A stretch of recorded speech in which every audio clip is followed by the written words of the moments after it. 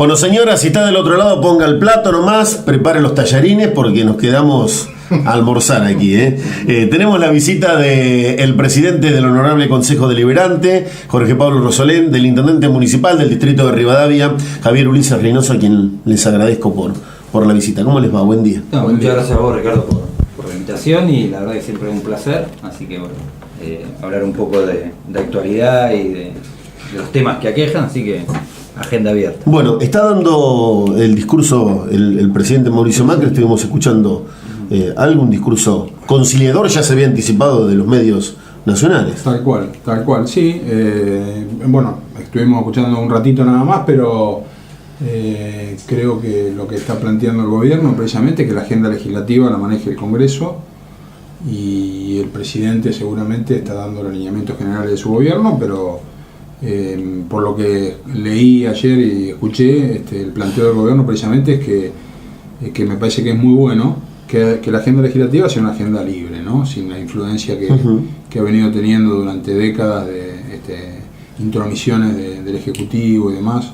Así que me parece que está bueno.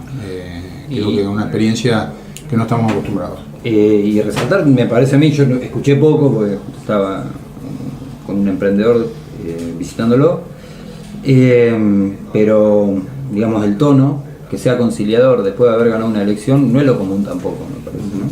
Generalmente estábamos acostumbrados a que un presidente gana una elección y va y redobla la apuesta, y me parece que todo lo contrario. Me parece que un discurso conciliador implica en un año de bisagra de mandato, me parece que es un cambio importante también, y sobre todo, vuelvo a decir, habiendo ganado la elección, dándole más independencia al Poder Legislativo, me parece que es una buena noticia para nuestra democracia. Está. ¿Cuándo va a ser la apertura de sesiones aquí? El 2 de abril es feriado, el lunes. Lo tenemos que organizar un poco con el intendente, que no lo hemos hablado, pero supongo que será el martes 3.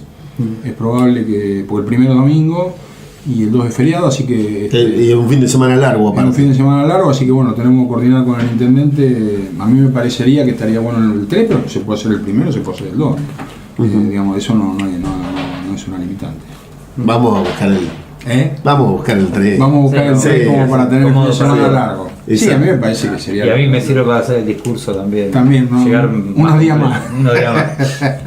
Bueno, ¿va a ser difícil armar el discurso de apertura, Javier, este año? No, y más, estoy pensando en un discurso distinto, digamos, más breve, que tenga que ver más que nada con lo conceptual, que a veces se hace muy tedioso, y me parece que comparto un poco lo que está haciendo el presidente, más allá de las cuestiones puntuales y demás, que se explican durante todo el año, se ven durante todo el año, o las vive el vecino todo el año. Me parece que hay siempre lo más jugoso es lo conceptual, digamos, una mirada hacia dónde, digamos, con logros, con cosas pendientes, pero sobre todo hacia dónde se va, y me parece que en ese sentido va a ser el discurso. Hace un rato lo hablábamos con Jorge Pablo, este tema. ¿Cómo viven ustedes esta situación cuando empiezan a leer los medios nacionales que hay aumento de gas, aumento de luz, aumento de agua, aumento de aquí, aumento de combustible, que la inflación le gana a los salarios? ¿Cómo viven esto? Y yo particularmente, como lo vivo, a mí me activa en el sentido de cómo desde lo local trabajar para esas cuestiones que tienen que ver más con la macro, y que uno debe, en lo posible, con las herramientas que cuenta lo local, tratar de atenuar esos impactos. Pero también, digamos, esas son las noticias que más repercuten en la gente y demás, porque los afectan directamente, pero también hay un montón de cuestiones de buenas noticias que me parece que hay que trabajar. Nosotros estamos trabajando en conjunto con el Consejo Deliberante, digamos, cómo optimizar la próxima cosecha. Nosotros creemos que va a ser una muy buena cosecha, digamos, después de un 2017 bastante golpeado, nos genera una oportunidad. Se está planteando que las mejores cosechas se van a dar en Rivadavia y en Trenquelauquen.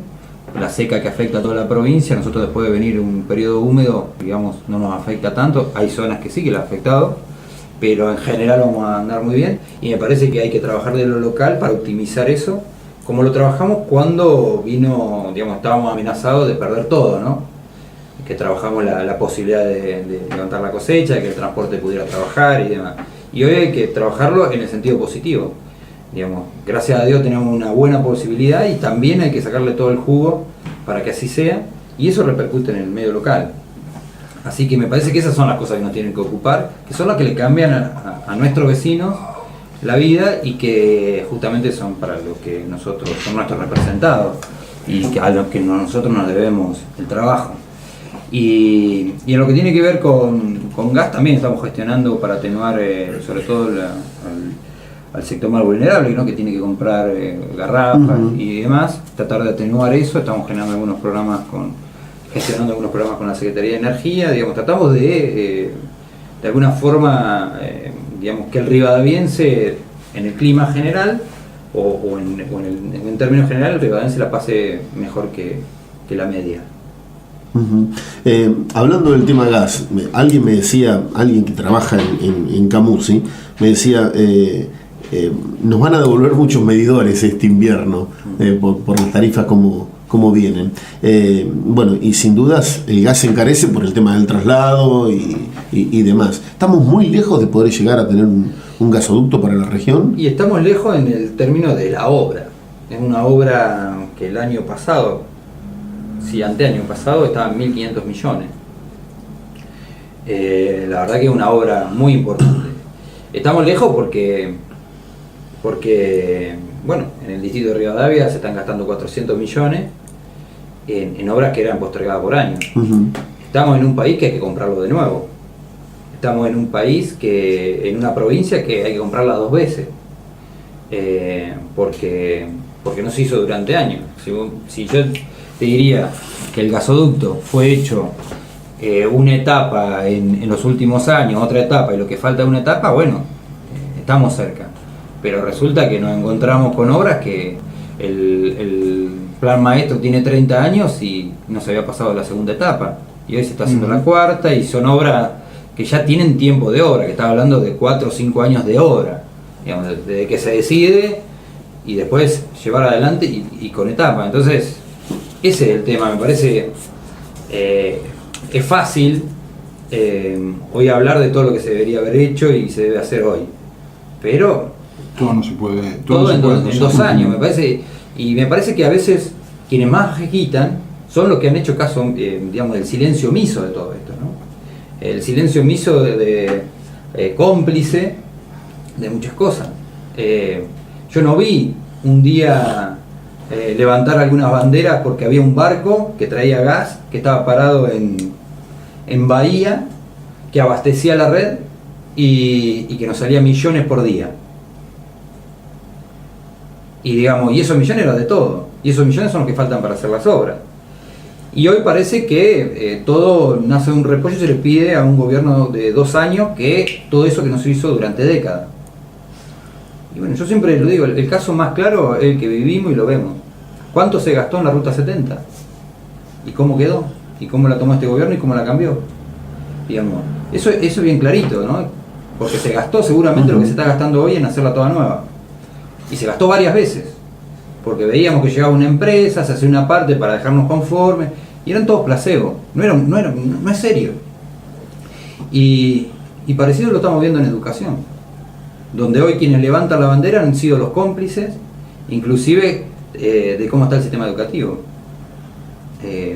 Un sistema educativo que no abarca y que con una terminalidad de secundario del 50%, y que está claro que estamos mal. Digamos, yo en el año 2000 hice un trabajo en la facultad sobre un trabajo que había hecho la OEA, que era la educación en Sudamérica, que lo titulaba Cuesta Abajo. 2000, año 2000, Cuesta Abajo. ¿Cuál fue el índice del 2000 a hoy, casi a 2 décadas, que haya generado por lo menos estabilizar esa cuesta abajo? Y hoy cualquier cambio se plantea como un regreso. ¿Regreso a dónde? ¿Al abismo donde estamos descendiendo? Ojalá regresemos, porque venimos cuesta abajo. Si un regreso es que por lo menos subimos un poquito, pero venimos cuesta abajo hace años y el regreso sería óptimo en todo caso, pero no hay un retroceso, seguimos con la cuesta abajo, como venimos mal, y cuando se plantean cuestiones pareciera que algunos están más preocupados por defender privilegios que por pensar en los alumnos, porque básicamente los alumnos van y los padres van por encima de eso, porque los padres deciden cosas que hoy parece que los docentes resisten, ¿no? Nosotros hemos tenido migraciones de 2 escuelas, desde lo urbano a lo rural. Cuando digo de lo rural, que son multiedad, o sea, son escuelas fusionadas. Y lo hemos tenido, y el docente sabe, la gremial lo sabe, y todo porque lo hemos charlado en UAGD y demás. Migración de escuelas urbanas, donde estaban todos los módulos, hacia escuelas rurales, donde estaban todas fusionadas, multiedad, había chicos de distinta edad. Por la calidad educativa, los padres decidían eso. Los padres. ¿Una en la escuela del Cerrito? Una es, hoy, el último año, se dio en la escuela de Roosevelt, que justamente vivía el centenario con, digamos, menor cantidad de alumnos, porque muchos emigraron a Mirapampa. Hace unos años atrás se dio desde Fortín a la escuelita 20 del Rodeo. Se está dando de chicos de Fortín a la escuelita Villacena.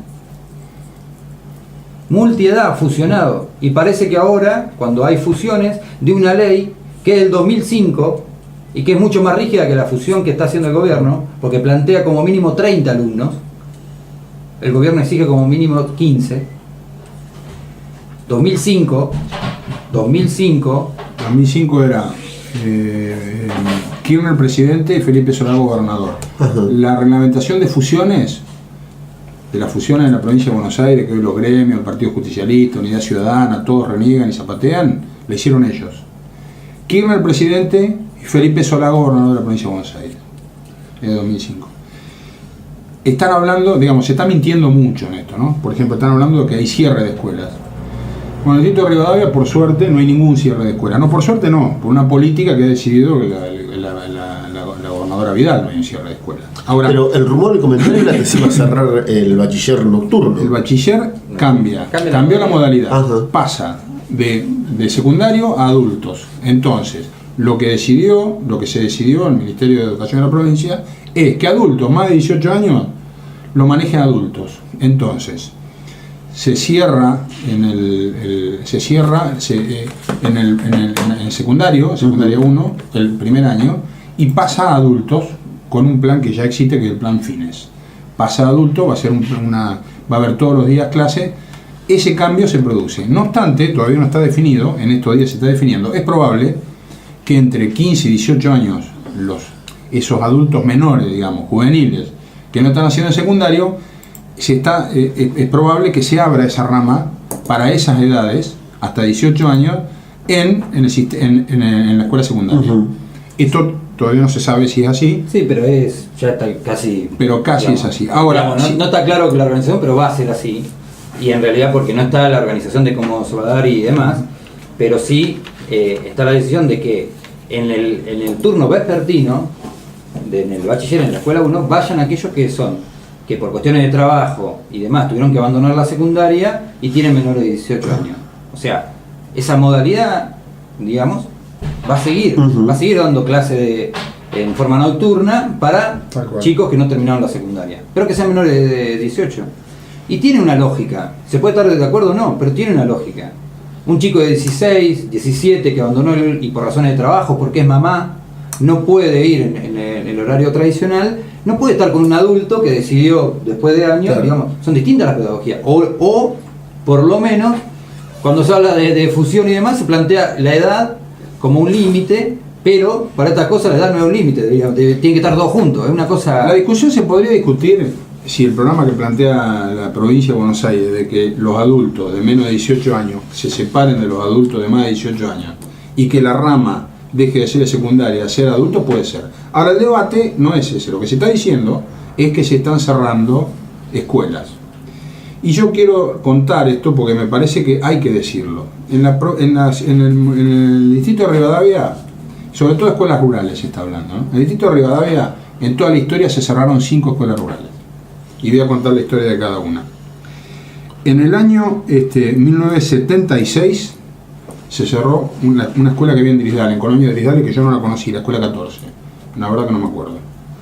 En el año 78, la escuela número 17, que funcionaba en la escuela 1, se convirtió en la escuela 701, adultos. Después hubo 3 cierres de escuelas rurales en el partido de Rivadavia. La escuela 19 se cerró el 23 de mayo del 90 con Menem presidente y Cafiero gobernador de la provincia de Buenos Aires. En el año 2002 se cerró la escuela 21 de paraje la María Inés con Duhalde presidente y el gobernador en el 2002 era Felipe Solá. El mismo que en el 2005 hizo la resolución de las fusiones. Y la escuela número 16 de Condarco se cerró el 27 de febrero del 2009 con Cristina Fernández de Kirchner, presidenta de la Nación, y con Daniel Scioli, gobernador, candidato a presidente y actual diputado de Unidad Ciudadana. Son en la última cierre de escuela que hubo en el distrito de Rivadavia, lo cerró ese gobierno. Entonces, cuando hablamos de la política política, creo que hay que ponerlo en contexto. Cambiemos cerró 0. Y quiero aclarar una cuestión.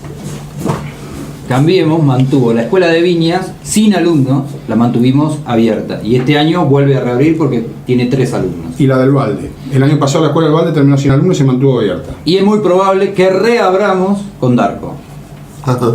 O sea, en el distrito de Rivadavia no se cierra ninguna escuela, todo lo contrario, se mantuvieron escuelas abiertas durante este gobierno, sin alumnos, que ya ahora van a funcionar, inclusive se está gestionando para que se reabra Condarco, que se cerró en 2009. Lo que ustedes me están contando desde los gremios, ¿no lo saben? Sí lo saben. Claro que lo saben. Claro que lo saben. Los planteos son políticos. Acá lo que hay política. Acá los tipos que perdieron la elección hace 2 meses pretenden embarrar la cancha y mentirle a la gente. Por supuesto que hay ajustes, que hay fusiones, estamos pidiendo las estadísticas, pero de los últimos 10 años, pero las fusiones que hay este año de cursos, hay años que ha habido más fusiones que este año, que lo vamos a decir, mañana tenemos una extraordinaria en el Consejo Deliberante y vamos a discutir estos temas.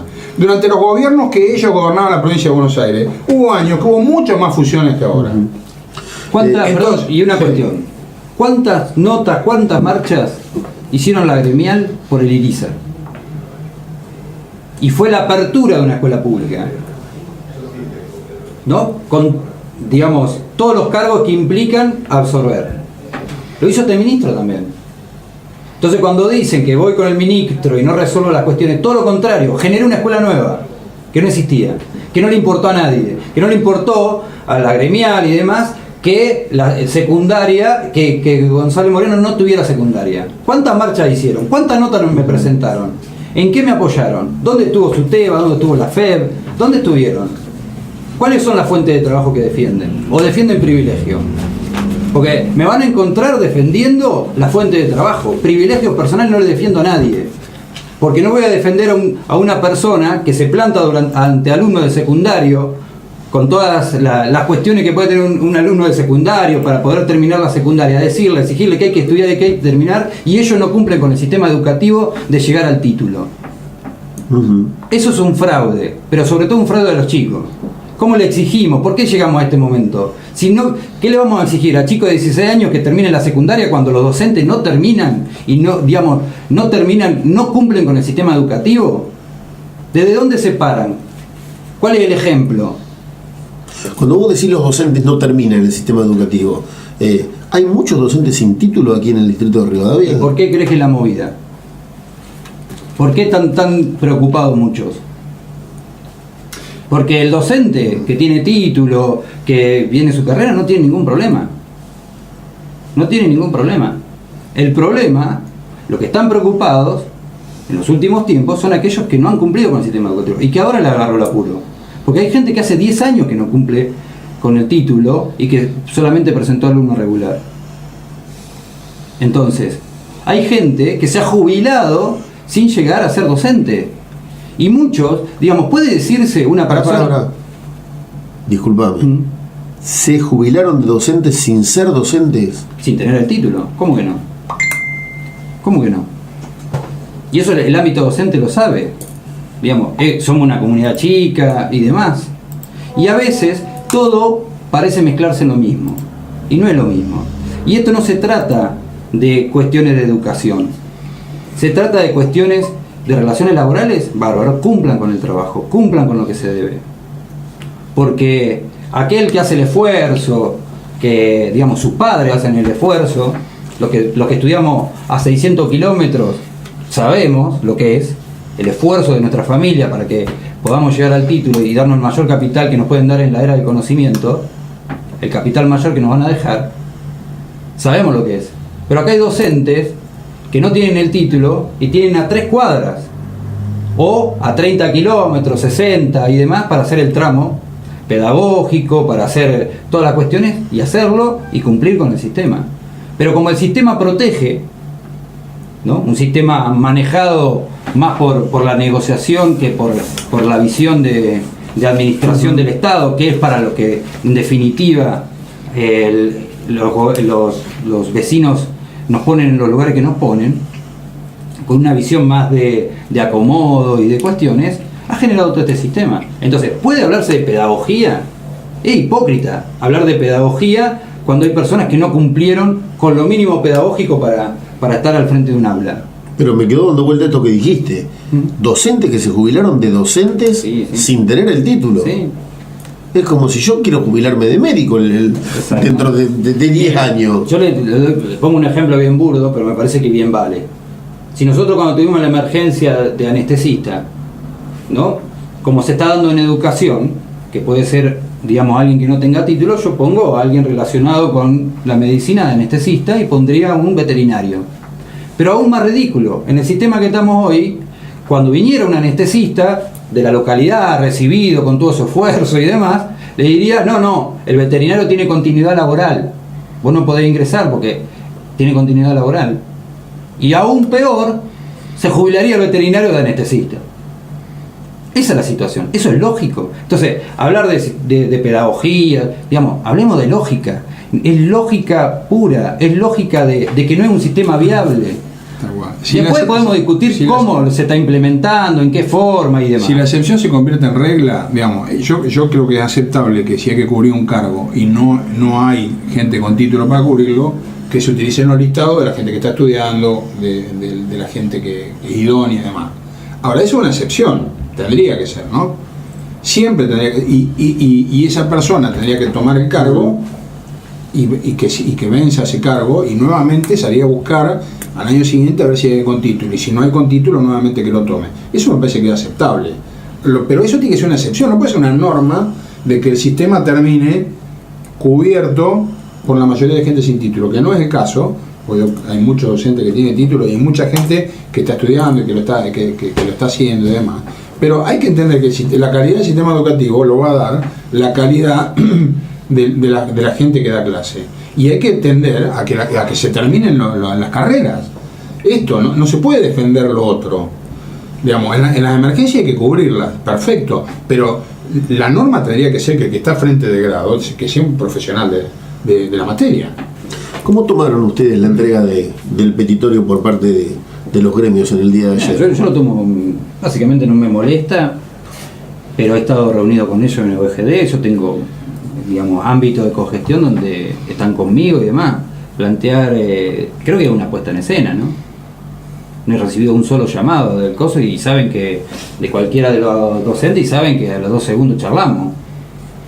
Me parece que más una puesta de escena, plantear todo el escenario y demás. Lo que me preocupa es que el docente, digamos, muchas veces se prenda en esas cuestiones, que no es otra cosa que desprofesionalizar la docencia. Me parece que gran parte de la culpa de la desprofesionalización la tienen estas cosas.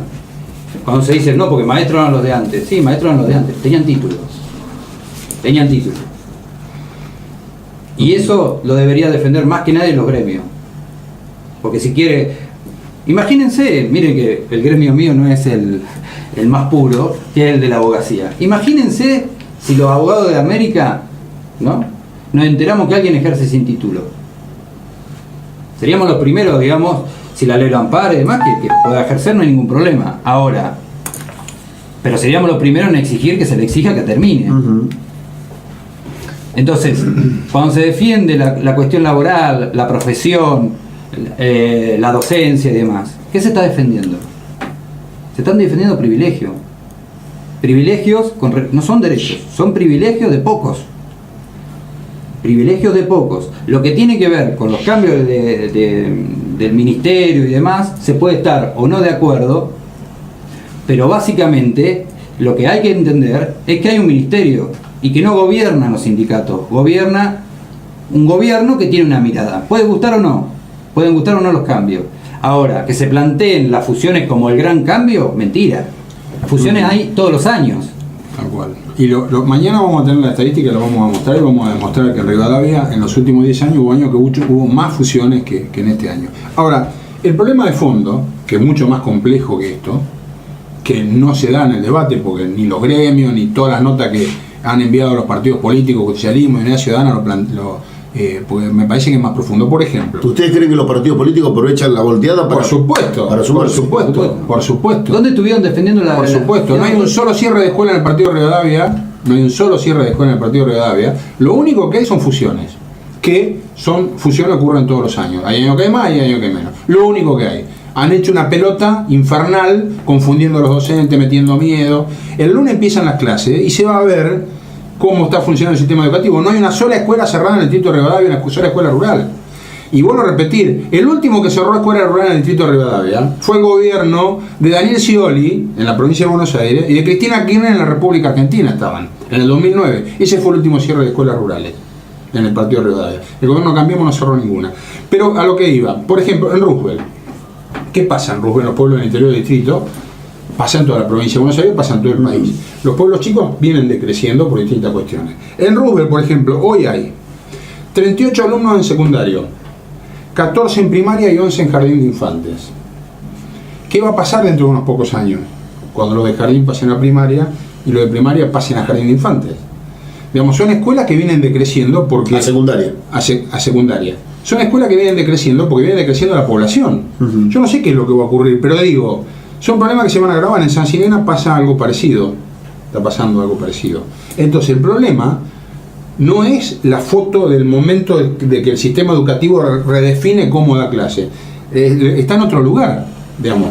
¿Qué ha pasado con esos pueblos a través de los últimos 50 años que han perdido población? El partido de Rivadavia en 1920 tenía 14.000 personas viviendo en el campo y tiene 400 viviendo en el interior del distrito, digamos, y todo un proceso, toda una situación económica, social, el mundo, la globalización. Bueno, no se puede sacar una foto y decir, está pasando, está pasando lo que está pasando por distintas cuestiones. Por eso, en el año 2005, digamos, yo no hago una crítica a lo que hizo Felipe Solá con las fusiones, porque no sé si no está bien o está mal, pero digo que lo hizo él, y Néstor era el presidente de la Nación, para que no se plantee que era no sé qué gobierno, ellos lo hicieron. Lo que probablemente ocurrió fue que hicieron una reglamentación para definir qué pasa con esas escuelas en donde se van achicando las cantidades. Yo no estoy criticando eso, lo que digo, que los tipos que critican esto son los que lo escribieron, los que lo votaron, los que lo hicieron, los que lo pusieron. No digo que esté mal, discutamos eso, no sé si está mal, puede ser que esté mal. Pero son cuestiones que ya venían hace 12 años, ya se sabía que ocurrían este tema de fusión. Entonces, es mucho más que la foto del momento. Quizás le erraron ustedes cuando eran oposición que no lo dijeron en su momento. Pero no sé si... ¿Cuándo? ¿De qué? En el 2005 cuando se hicieron las fusiones, pero no sé si está mal, vuelvo a repetir. Ahora digo, los mismos que dicen que está mal son los que lo escribieron. Lo que lo escribieron es que lo ejecutaron en los últimos 10 años. ¿No? Esta es la hipocresía de salir a decir esta cuestión. En Rivadavia lo que hay en este momento son fusiones. ¿Se pueden discutir? Por supuesto que se pueden discutir. No hay un solo cierre de escuela. Ayer le pregunté a Javier si sabía, me contó que en todo el oeste de la provincia de Buenos Aires se cerró una escuela rural. Sí. En Quenumá, donde también se generó una cuestión con los gremios que fueron a la escuela, llevaron gente y demás, bajó el intendente Jorge Hernández con inspectores y planteó la situación. Iba un alumno y una vez por semana. Claro. Terminaron aplaudiendo la visión del... Entonces, ¿cuál es el problema? ¿Es viable? Digamos, ¿era bueno para ese chico? Era bueno para los docentes, que tenían un chico una vez por semana y digamos, ¿cuál es el privilegio? Entonces, ¿qué es lo que se mira? Si miramos educación mirando a los chicos o miramos educación mirando los privilegios de algunos. Me dice un oyente, con respecto al cese de suplentes, históricamente era así, todos los suplentes cesaban en una fecha. Exacto. Nadie lee el estatuto docente, menos aún los gremialistas. Claro, exacto, tiene razón el No, docente. es que se está aplicando, a ver, no hay una sola, porque gran parte de lo que se plantea es que hubo una resolución del Ministerio, no hay una sola resolución, un dictamen que no sea aplicar la ley. Leyes que se hicieron en otras épocas, no son leyes propias de Cambiemos. Las Pero que fusiones- además tienen lógica, El estatuto docente tiene lógica. ¿Por qué? Porque defiende, digamos, o plantea una lógica de alguien que es docente justamente con título. Y en la excepción, como decía hoy Jorge Pablo, en la excepción, que cubrir la faltante o las suplencias lo maneja como alguien que no tiene el título habilitante pero que es necesario para cubrir. Bueno, esa es la lógica del estatuto, es la lógica de la ley. Pero estamos en el país del revés. ¿Qué pasa que hoy se plantea como derecho lo que no está en la ley? ¿Dónde está el derecho? Digamos, a ver, ¿cuál es el problema, digamos, de un gremio? Que el suplente que no tiene título ya es agremiado y el chico recién recibido que tiene título todavía no es agremiado porque no puede entrar al sistema. ¿Ese es el problema? Entonces estamos haciendo una política de gremio. Y hoy, y lo digo con toda la tranquilidad ideológica, los más conservadores son los gremios. Los más conservadores. No quieren cambiar nada. Porque quieren mantenernos en una cuestión de educación regresiva que no tiene nada que ver con lo que viene. Porque imagínense, si estamos diciéndole a los chicos que se preparen para lo que viene, porque viene la era del conocimiento, porque ni nosotros podemos decirle y explicarle bien el mundo que hay, ¿no? Y por el otro lado tenemos gremios que plantean defender derechos que son privilegios para aquellos que sigan usufructuando, aquellos que no están mirando por lo menos la capacitación para los tiempos que vienen. Porque alguien que hace 10 años que abandonó los estudios y porque el sistema le da el beneficio que además debería darse, porque nos pasó también a los que estuvimos afuera, tienen una beca de trabajo. Cuando nosotros íbamos a la facultad peleábamos todos por una beca de trabajo. Ellos la tuvieron durante 10 años. El sistema le dio una beca de trabajo. Le dio trabajo para que subvencione sus estudios y para que puedan terminarlo. Y no lo terminaron. Eso sí. Entonces, vuelvo a lo mismo. ¿En qué mundo estamos? ¿Cuál es la lógica? ¿Qué es lo que se está defendiendo? Si de lo que se defiende es una cuestión de un docente que pierde el trabajo, me van a ver con él. Me van a ver con él apoyando que no pierda el trabajo, que no quede en una situación compleja y demás. Si un docente me plantea que se va en detrimento de la educación, también me van a ver ahí. Pero no quiero entrar en batalla de tipos que no se lo merecen. Porque cuando decidieron estafar el sistema, no le preguntaron a nadie. No salieron a explicar en la plaza que hace 10 años que no terminan la carrera y que están cobrando del Estado. No le preguntaron a nadie. Y hoy piden la gestión para que se lo salve. Esos tienen que dejar de existir. Tienen que volver a cumplir con las cuestiones que plantea el sistema y acceder, como cualquier hijo de vecino. Como los chicos que hoy están haciendo segundo año del Instituto Superior, los que están estudiando en distintos lugares, en Capital, en La Plata y demás, para prepararse para dar clases, como ellos. Que además, justamente con el esfuerzo que implica que los padres lo tengan tan lejos, bueno, esa es la cuestión. Ahí nos van a ver, en el sistema de becas, en un sistema, en lo que gestionando para que venga el tramo pedagógico, como estamos en los últimos tiempos con contacto con he llamado, hoy a la mañana me llamó el ministro y me devolvió una llamada que le hice ayer, que era por el tramo pedagógico y demás que estoy tratando de. Dice que justamente me planteó que van a abrir la mayor cantidad de tramos por esta situación, porque quieren que los docentes no se queden sin trabajo, pero que cumplan con el con el título, que es lo lógico. O sea, no es que se toma una medida, se hace cumplir la ley y además se ponen las condiciones para que se la cumpla. Quien no lo cumpla, bueno, ya no quiere cumplir. Ayer quería decir algo porque escuché en la conferencia de prensa del gremio, inclusive hasta se planteó que esto era todo una cuestión que podría terminar, fíjate cómo meten miedo, en que no se haga el jardín nuevo, ¿no? El fin de semana. No, el referente de su tema me dijo a mí que no se va a hacer el jardín nuevo. Bueno, mintió. Mintió. Es mentira lo que dijo. Y la verdad que esas son las cosas que molestan. Porque miente deliberadamente. Te pido que hagamos una pausita, Diego, ¿puede ser? Hacemos una pausita, si me disculpan, y en 2 minutos y medio volvemos. Y me contestan esto, porque es importante y hay mucha gente que está esperando si se concreta o no el Jardín 908 aquí, que por otra parte hace falta, pero muchísimo. Muchísimo. Hacemos una pequeña pausa y regresamos. Estamos con el intendente municipal, el doctor Javier Reynoso, con el presidente del Consejo Deliberante, Jorge Pablo Rosolén. Presentó este espacio Cámara de Diputados de la Provincia de Buenos Aires. ¿Querés tener tu 0 kilómetro en 15 días? Contado, financiado, con o sin entrega de usado. Tenés tu Volkswagen en 15 días. Se llama venta convencional y estamos en Volkswagen Olavarría. Vendemos autos. Comunicate o envía un WhatsApp al 222